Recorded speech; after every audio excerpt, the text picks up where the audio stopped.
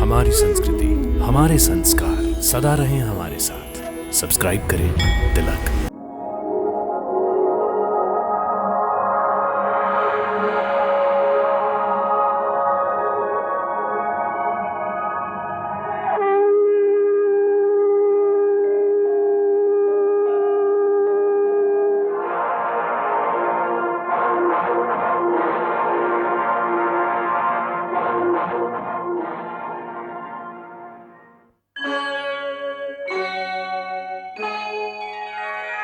कृष्णा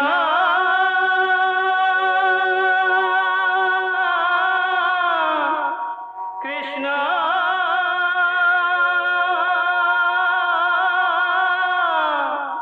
हरे कृष्णा हरे हरे।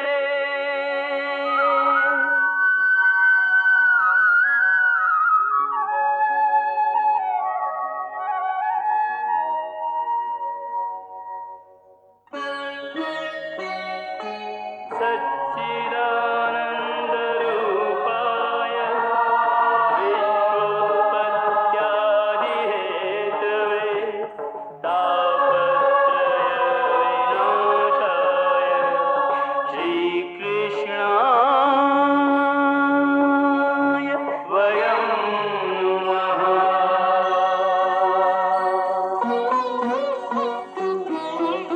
श्रीकृष्ण गोविंद हरे मुरारे, हे नाथ नारायण वासुदेव। हरे कृष्ण राधे कृष्ण कृष्ण कृष्ण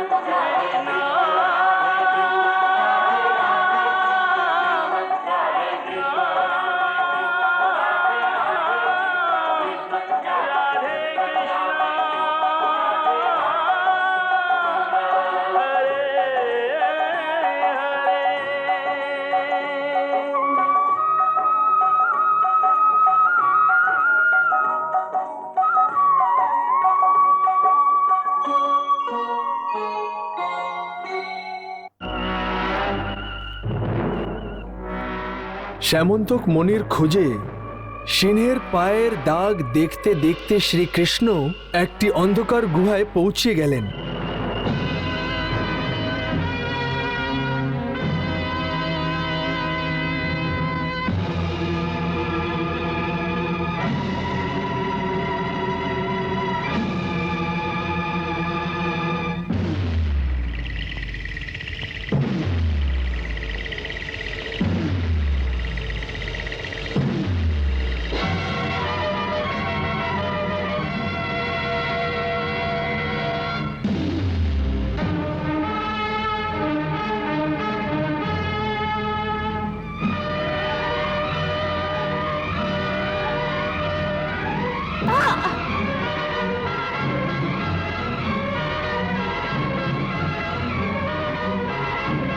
पिताश्री पिताश्री पिताश्री पिताश्री पिताश्री।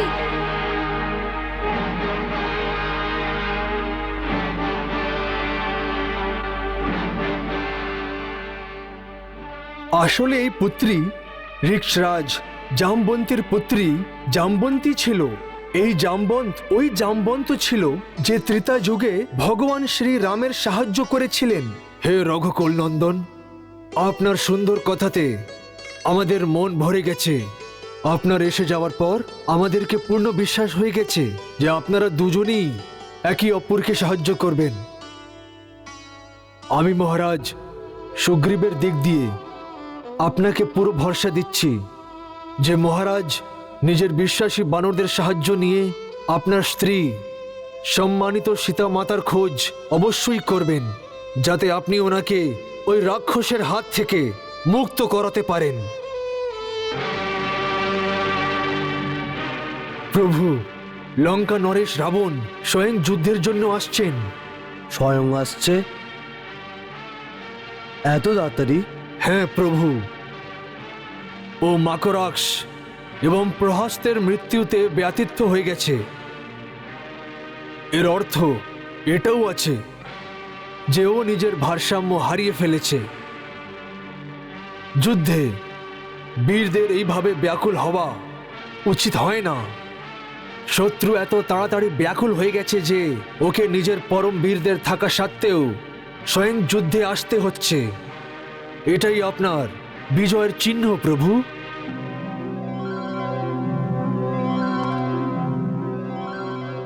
শেষ পর্যন্ত যখন ভগবান রাম নিজের পরম ধামে যেতে লাগলেন, তখন বিভীষণ, সুগ্রীব, হনুমান আর জামবন্ত ইত্যাদি ওনার ভক্ত আর অযোধ্যার সমস্ত প্রজা সরজু নদীর কাছে একত্রিত হয়ে যায়।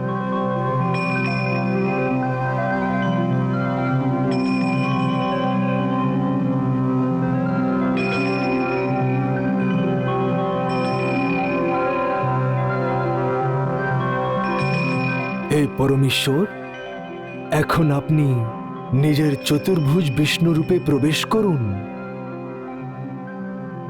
সমস্ত দেবতারা আপনার ওই সাক্ষাৎ রূপের দর্শন করার জন্য অপেক্ষা করছেন।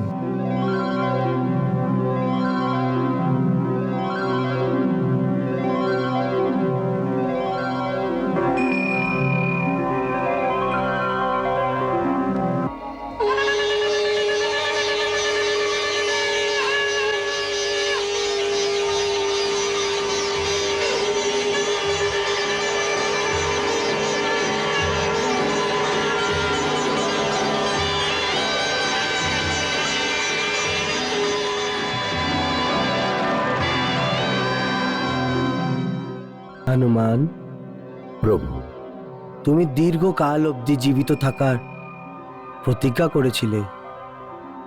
তাহলে হে হনুমান, যতদিন পর্যন্ত সংসারে আমার কথার প্রচার হবে, ততদিন তুমিও আমার আজ্ঞা অনুযায়ী পৃথিবীতে থাকবে।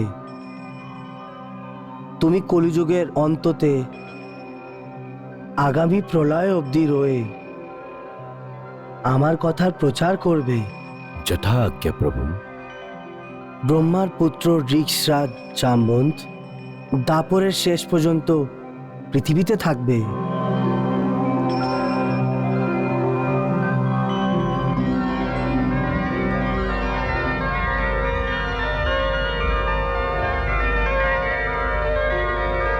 সম্পূর্ণ এক যুগ পরে, দাপর যুগে, যখন জামবন্ত শ্রীকৃষ্ণকে ওই গুহাতে দেখলেন, তখন উনি প্রভুকে এই রূপে চিনতে পারেননি।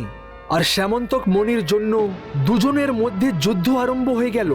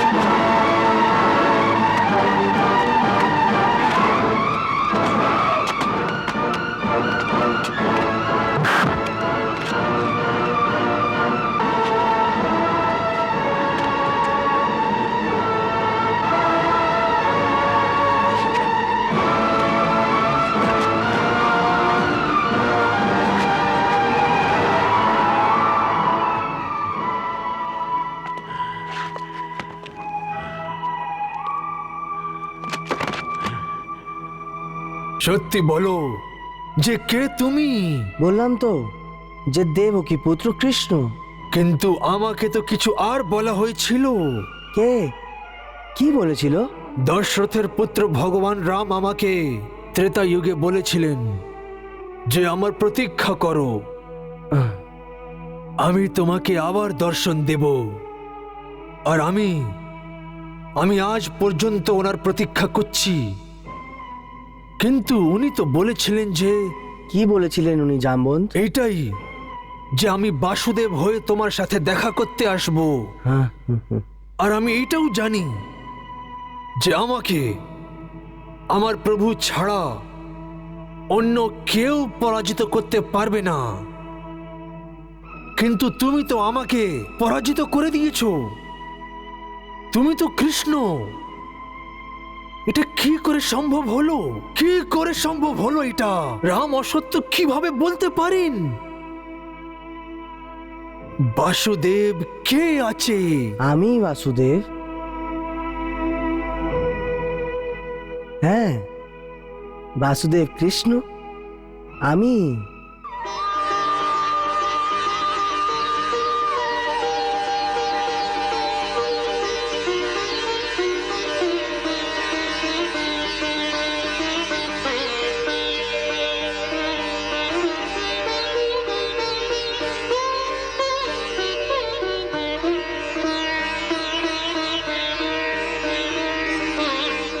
প্রভু, কত প্রতীক্ষা করিয়েছেন আপনি।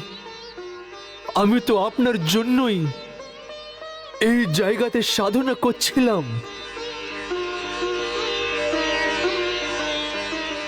এমন কোনো দিন যায়নি যখন আপনাকে স্মরণ করিনি প্রভু। এখন শুধু আমার একটি ইচ্ছা শেষ হয়ে গেছে। বলো। এইটাই নাথ, যে একবার আমার চোখকে নিজের ওই মোহিনী রূপের দর্শন করিয়ে দিন। কেন আমি আপনাকে আজ পর্যন্ত দেখার জন্য আমার চোখ ত্রেতা যুগ থেকে আজ পর্যন্ত খোলা আছে, আপনার প্রতীক্ষায়।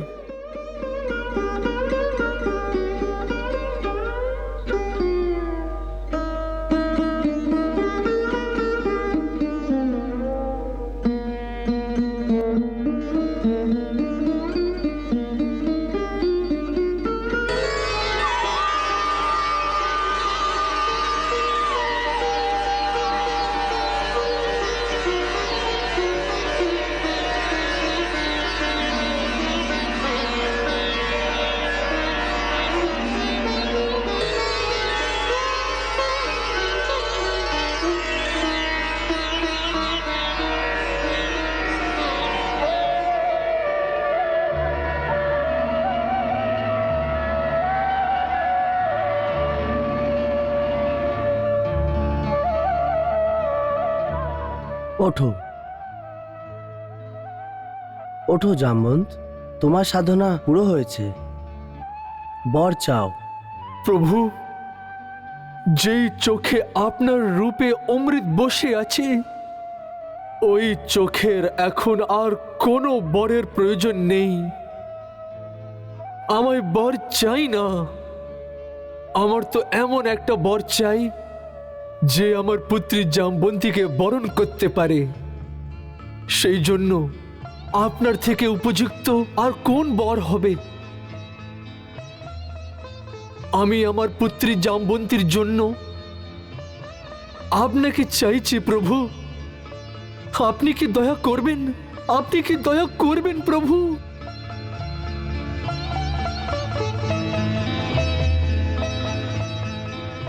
তথাস্তু ঋক্ষরাজ, তথাস্তু।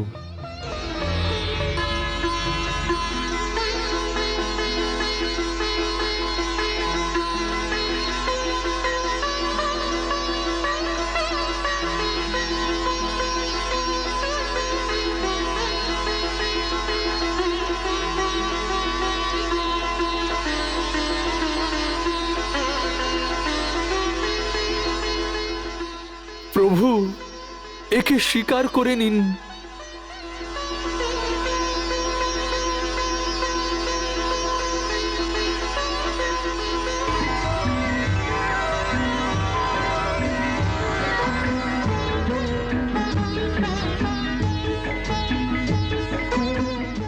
এইভাবে জামবন্তী এবং সমন্তক মণিকে নিয়ে শ্রীকৃষ্ণ যখন দ্বারিকা নগরে আসলেন, তখন দ্বারিকার লোকেরা আনন্দ উৎসবে মিটে যায়। অনেক জায়গায় ওনাদের স্বাগত জানানো হয়।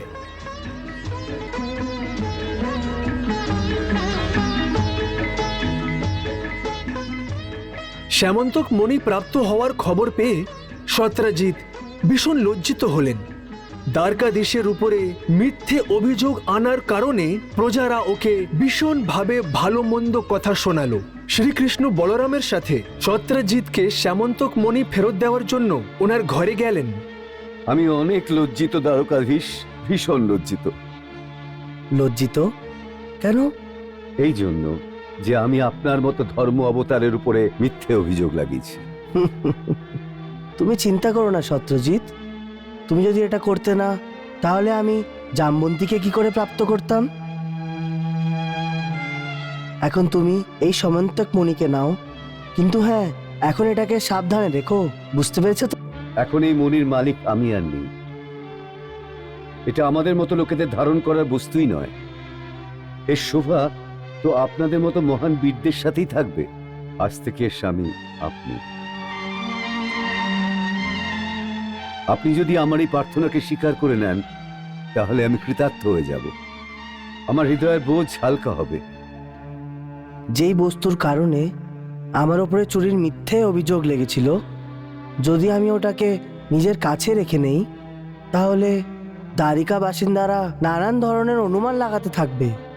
সেই জন্যে খুশি হয়ে আমি এটাকে আপনাকে ফিরিয়ে দিতে এসেছি। আর আমি খুশি হয়ে নিজের সমস্ত পরিবারের পক্ষ থেকে এটা দ্বারিকাধীশকে উপহার দিতে চাই। আমার কথা প্রত্যাখ্যান করবেন না তো আপনি?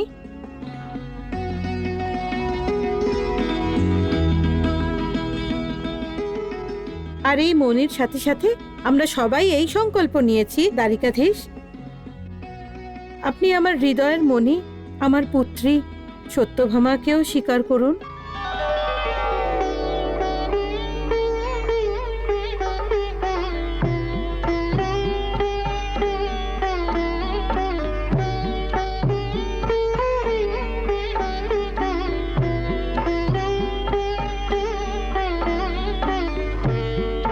হ্যাঁ হ্যাঁ কানহা, সত্যভামা সম্পূর্ণভাবে তোমার যোগ্য।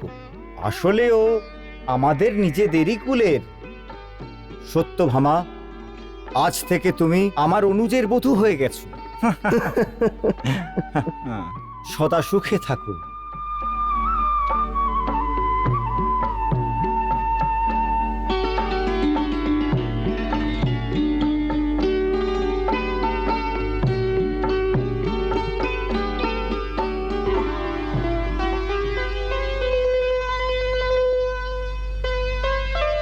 সত্যভামা শ্রীকৃষ্ণের রানী হয়ে রাজমহলে আসলেন, কিন্তু নিজের রূপ এবং অহংকারের কারণে ও নিজেকে সর্বশ্রেষ্ঠ ভাবত।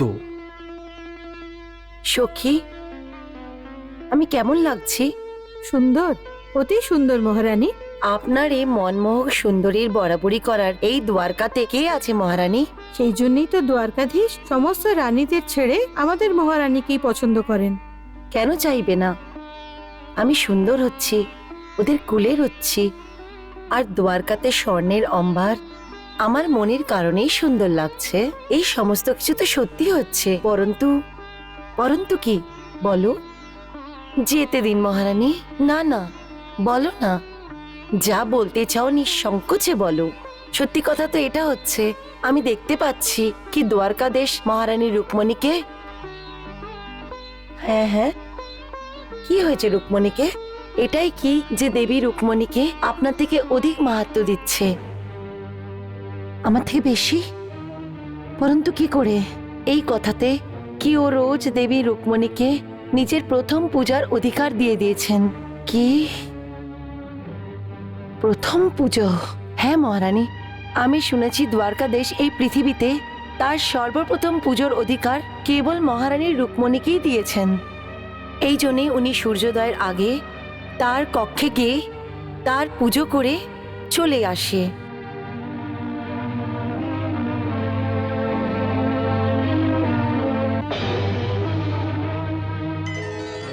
দেবতাদের নিয়ম ছিল যে ওনারা সূর্যোদয়ের আগেই অমৃত বেলায় দ্বারিকার আকাশে প্রকট হয়ে শ্রীকৃষ্ণর পুজো এবং আরতি করে নিজের নিজের লোকে ফিরে যেতেন। তারপরে দেবী রুক্মণী আসতেন। রুক্মণী স্বয়ং মহালক্ষ্মীর অবতার ছিলেন। এই কথা রুক্মণী এবং শ্রীকৃষ্ণ দুজনেই জানতেন। সুতরাং দেবতাদের পরে রুক্মণী চুপচাপ ওনার কক্ষে এসে পৃথিবীতে সর্বপ্রথম শ্রীকৃষ্ণের পুজো করে ফিরে চলে যেতেন। আরে সত্যভামা, এত সকালে কোথায় যাচ্ছ? যেখানে আপনি যাচ্ছেন দিদি। তার মানে? অর্থাৎ এটা যে আমি শুনেছি যে আপনি সকালে সকালে চুপচাপ করে দ্বারকাধীশের কক্ষে গিয়ে ওনার পুজো করতে যান। হুম। আজ আমিও ভাবলাম কেননা আমি সর্বপ্রথম পূজার পুণ্য আমি নিয়ে নিই। আরে বাহ, এ তো অতি উত্তম বিচার। এসো আমার সাথে। আপনার খারাপ তো লাগলো না আমি আপনার অধিকারে ভাগ বসাচ্ছি? আরে না না, উনি তো ত্রিলোকীনাথ, ওনাকে পুজো করার অধিকার তো ব্রহ্মাণ্ডের প্রত্যেকের আছে। ভক্তির ওপর কোনো একজনের অধিকার হয় না। এখন চলো, না হলে দেরি হয়ে যাবে। এসো।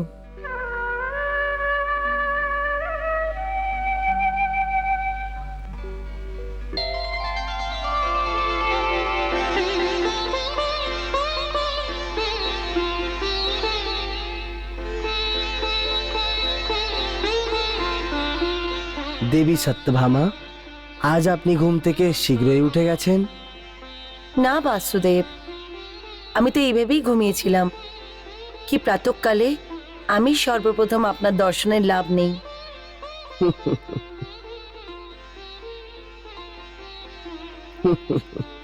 এটা তো শুভ বিচার দেবী। না দিদি, হ্যাঁ? আজ থেকে প্রথম পূজা তো আমিই করব।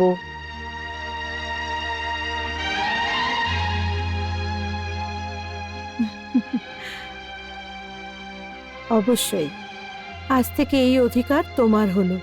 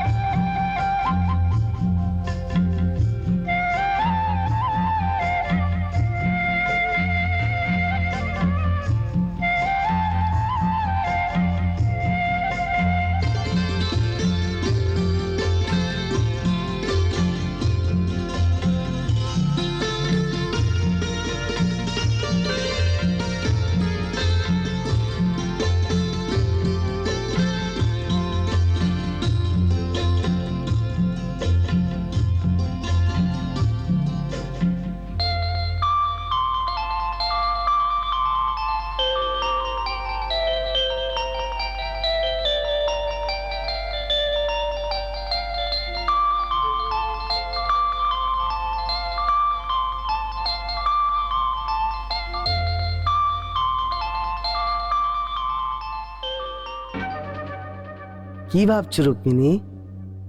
আমি কি চিন্তা করব প্রভু, আমার তো সব কিছু আপনি। মন, বচন আর কর্মের মধ্যে দিয়ে আমি আপনাকে নিজের হৃদয়ে বসিয়ে রেখেছি। আমাকে আমার অধিকার কারো থেকে চাইতে হবে না, আর আমার অধিকার কেউ নিয়েও নিতে পারবে না প্রভু। তাহলে নিজের ছোট বোন সত্যভামাকেও নিজের মতো করে তৈরি করছো না কেন রুক্মিণী? ওর অহংকারের নাশ কেন করছো না?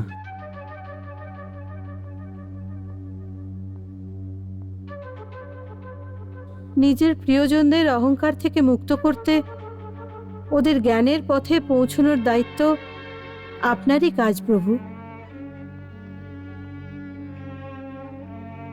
নিজের সখা অর্জুনকে তো আপনিই পরিচালিত করেছেন, মহামুনি নারদকেও তো আপনিই শিক্ষা দিয়েছিলেন।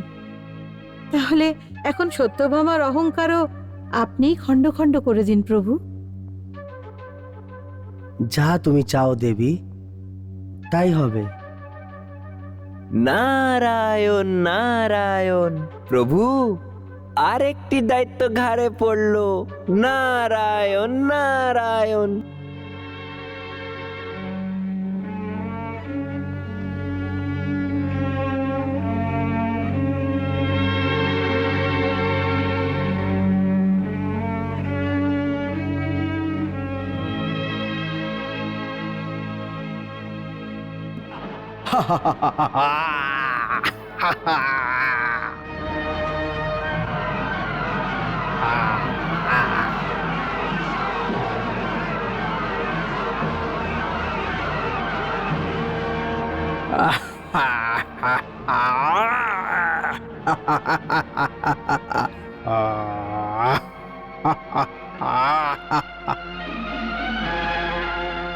তখনই দায়িত্বরাজ নরকাসুর ত্রিলোকে ভয়ঙ্কর ভাবে উপদ্রব করেছিল।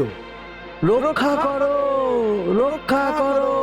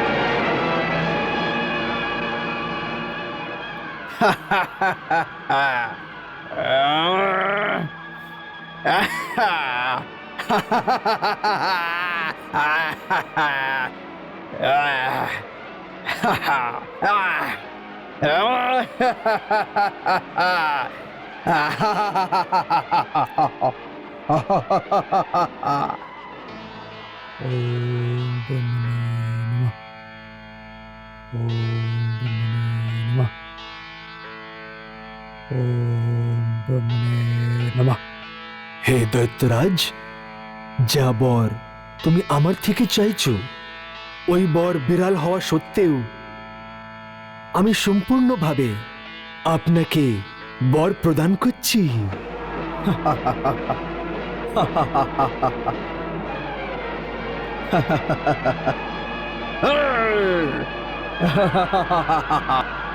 নরকাসুর থেকে আমাদেরকে রক্ষা করু দেবতা। ওর উৎপাত তো বেড়েই চলেছে।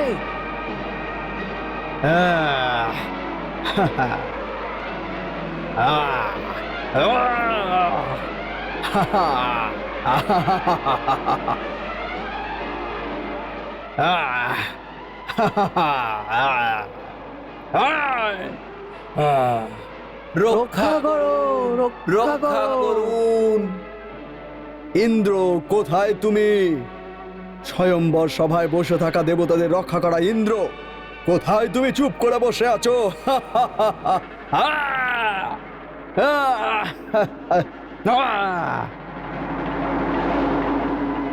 তুই মায়ের আঁচলে চুপ করে বসে নেই তো? দেখ আমি তোর অমরাবতীর কি অবস্থা করে দিয়েছি। যদি তোর সাহস থাকে তো আয়, আমার সামনে আয়।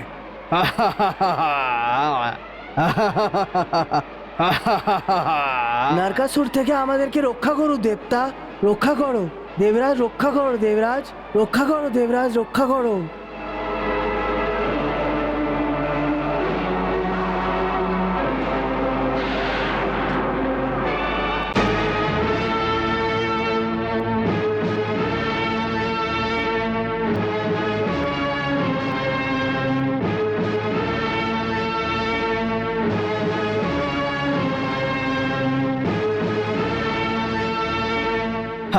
ভালো হয়েছে ইন্দ্র যে তুই আমার সামনে চলে এসেছিস।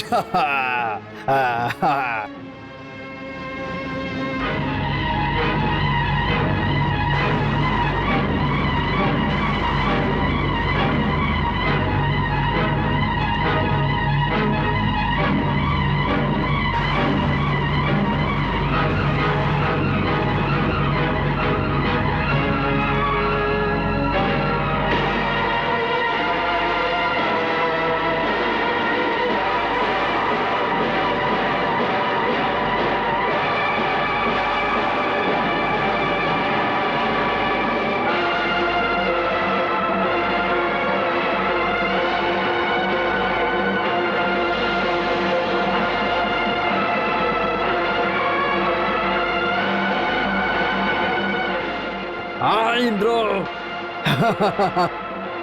আমার সাথে যুদ্ধ কর।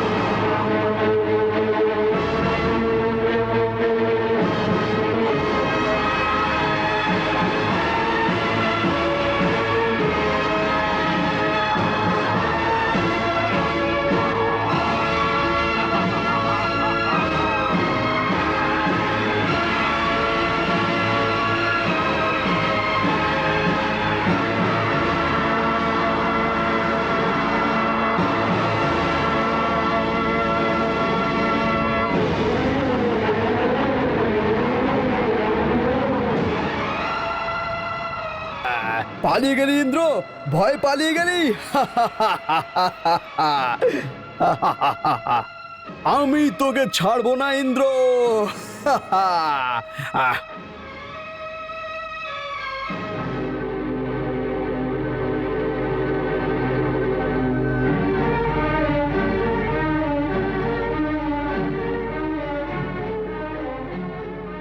তোমাকে দেখে মনে হচ্ছে তুমি ইন্দ্রের মাতা অদিতি। হ্যাঁ, কিন্তু তুমি কে যে এইভাবে দুঃসাহস করে আজ্ঞা না নিয়ে দেবমাতার কক্ষে প্রবেশ করেছো? আমি নরকাসুর। নরকাসুর, আমি এখানে তোমার পুত্র ইন্দ্রর হাত থেকে স্বর্গরাজ্যের সাম্রাজ্য ছিনিয়ে নিতে এসেছি। তোমার পুত্র ইন্দ্র তো ভয়ে পালিয়ে গেছে। আমার কাছে যুদ্ধে পরাজিত হয়ে না জানি কোথায় হারিয়ে গেছে ও। আমি এখানে ওকেই খুঁজতে এসেছি। হ্যাঁ, আমার কারোর কাছ থেকে আজ্ঞা নেওয়ার প্রয়োজন নেই, বরং তোমায় এখন এখানে থাকার জন্য আমার আজ্ঞা নিতে হবে। আমার আজ্ঞা। হ্যাঁ, এখন থেকে আমি এই রাজ্যের স্বামী। এখানে সমস্ত বস্তু আমার। আমার ইচ্ছের বিরুদ্ধে কোনো স্ত্রী গয়না পরতে পারবে না, তুমিও না। যখন নরকাসুরের দৃষ্টি দেবমাতার কানে পড়ে, এত সুন্দর কুণ্ডল,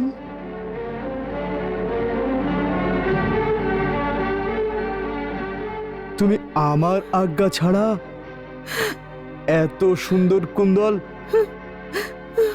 তুমি কানে কি করে পড়ে নিলে?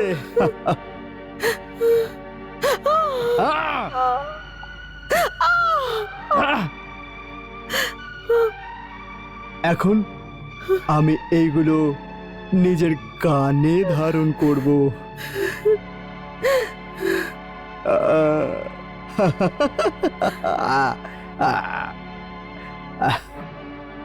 যদি ইন্দ্র এখানে ফিরে আসে তাহলে ওকে বলে দেবে যে নরকাসুর দেবলোকের ওপরে নিজের বিজয়ের চিহ্ন রূপে দেবতার মায়ের এই কুণ্ডল কান থেকে বার করে নিয়ে গেছে। যদি ইন্দ্র এবং অন্য দেবতাদের বাহুতে শক্তি থাকে তাহলে আমায় যুদ্ধে পরাজিত করে নিজের মায়ের এই কুণ্ডল ফেরত নিয়ে যাক।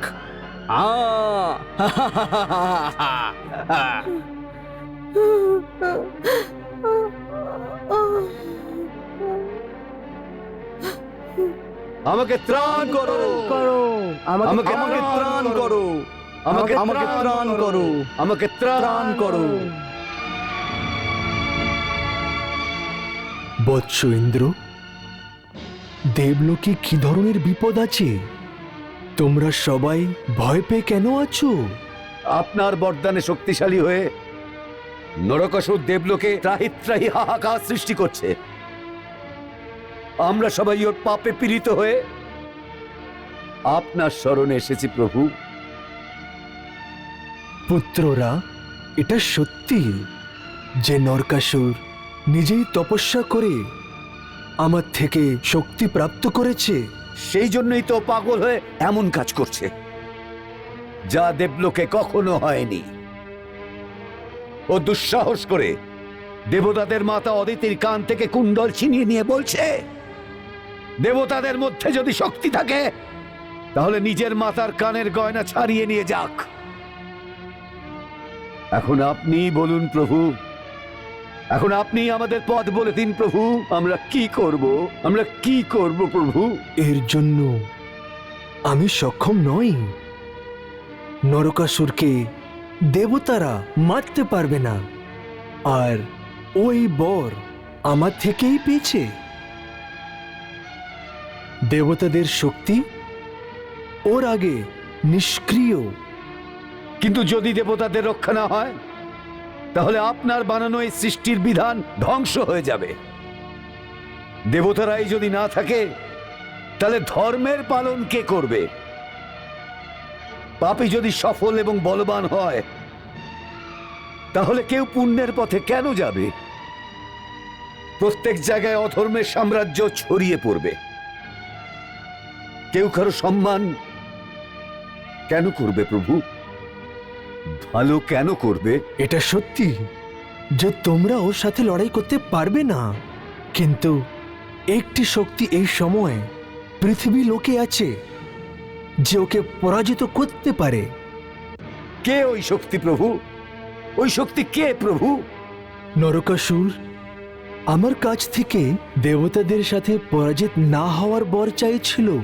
নিজের অহংকারের জন্য ও মানবকে তুচ্ছ বলে মনে করেছে। মানবের মধ্যে না মরার বরও চাইনি। সুতরাং এই সময় ভগবান বিষ্ণু পৃথিবীতে মানব লীলা করছেন। তুমি ওনার কাছে যাও ইন্দ্র। শ্রীকৃষ্ণের শক্তি নরকাসুরকে পরাজিত করার ক্ষমতা রাখে। যেমন আপনার আজ্ঞা প্রভু, যেমন আপনার আজ্ঞা।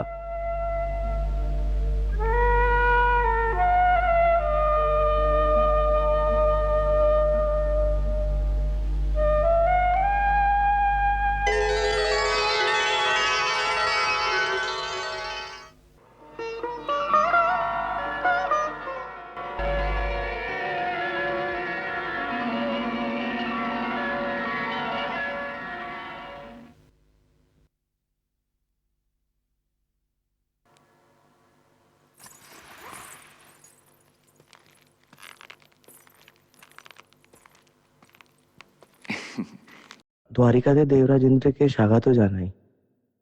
আসুন, বসুন।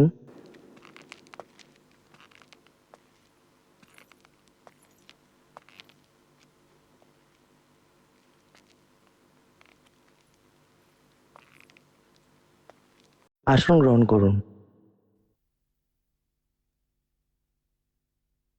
এখন বলুন দেবরাজ, কি কারণ এখানে আসার কষ্ট নিয়েছেন? আমার জন্য কোনো সেবা? সেবা নয়, একটা প্রার্থনা আছে। নিঃসংকোচ বলুন। দ্বারকাধীশ, এই সময় দেবলোকে সন্ত্রাসের মেঘ ঘনিয়ে এসেছে। কেন? অধর্মী নরকাসুরের জন্য। নরকাসুর দেবতাদের কালো রাত্রি ঘনিয়ে এনে তছনছ করে দিচ্ছে। স্বর্গলোকে ত্রাহি ত্রাহি রব সবার মধ্যে উঠেছে।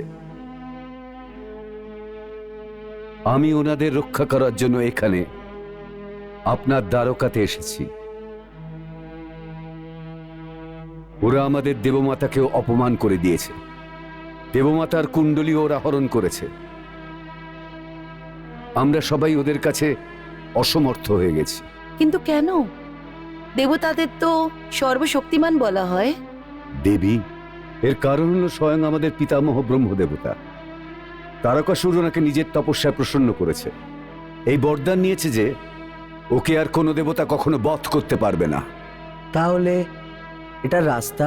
এর পথ ব্রহ্মাজি আমাদের দেখিয়ে দিয়েছেন, যেন আমরা সবাই আপনার শরণে যাই। আপনি আমাদের রক্ষা করতে পারেন প্রভু, আপনি আমাদের রক্ষা করতে পারেন। অর্থাৎ এই যে আপনার হাতেই ওই দেবতাদের রক্ষা করার সম্ভাবনা রয়েছে। যদি আপনি সাহায্য না করেন তাহলে স্বর্গলোকের সত্তাই শেষ হয়ে যাবে। এর সাথে পৃথিবীলোকের উপর অধর্মের ছায়া পড়ে যাবে। এখন সবকিছু আপনার হাতেই জনার্দন। যখন স্বয়ং ব্রহ্মাজিই বলে দিয়েছে, তাহলে আমাকে নরকাসুর থেকে আপনাদেরকে মুক্তি পাওয়াতেই হবে। আমি আপনাদের সাথে অবশ্যই চলবো দেবরাজ। তাহলে আর বিলম্ব করবেন না মধুসূদন। নরকাসুরের নগর প্রাগজ্যোতিষপুরের জন্য প্রস্থান করুন। তাহলে ঠিক আছে, এবার আপনি ইন্দ্রলোক যান। ধর্মের রক্ষা, ধর্মের স্থাপনা তো আমার প্রথম কর্তব্য আছে। এবার যে দেবতাদেরকে বলুন ওরা নিশ্চিন্ত থাকে।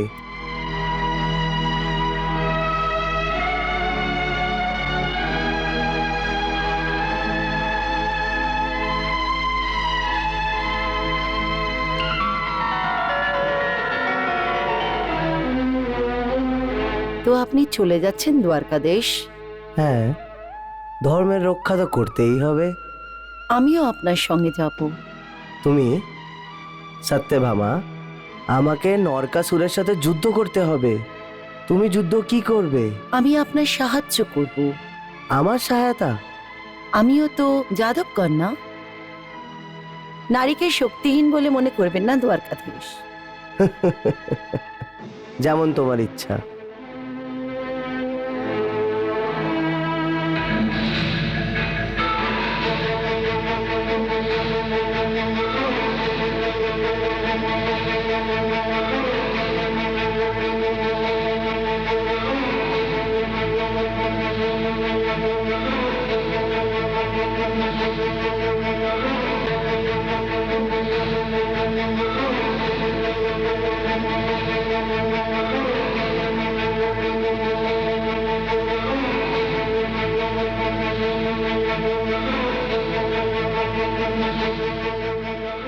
সত্যভামা,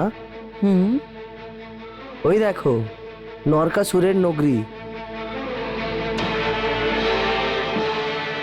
পক্ষীরাজ, নরকাসুরের এই প্রজত্তিশপুরের রাজ্যে আমার আগমনের খবর পাঠিয়ে দাও। তুমি একটু তোমার দানার শক্তির সাথে ওদের পরিচয় করাও।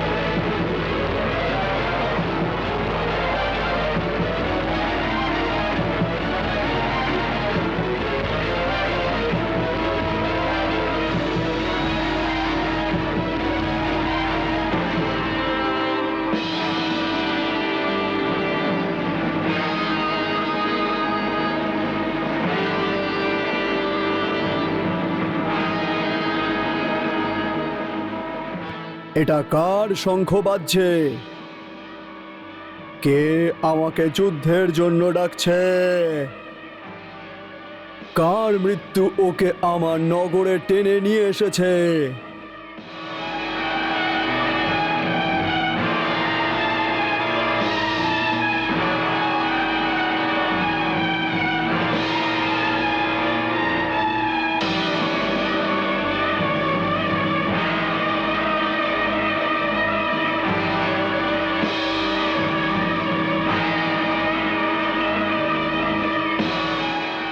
নাথ! আজ্ঞা প্রভু! যাও দেখো কে নিজের প্রাণের আহুতি দেওয়ার জন্য আমার নগরে এসে গেছে। ওকে ওর ধৃষ্টতার জন্য শাস্তি দাও, মৃত্যুদণ্ড। যথা আজ্ঞা।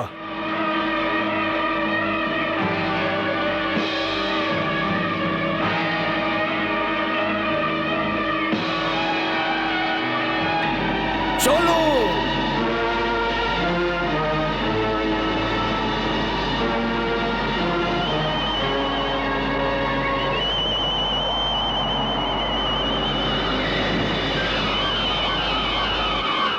কৃষ্ণ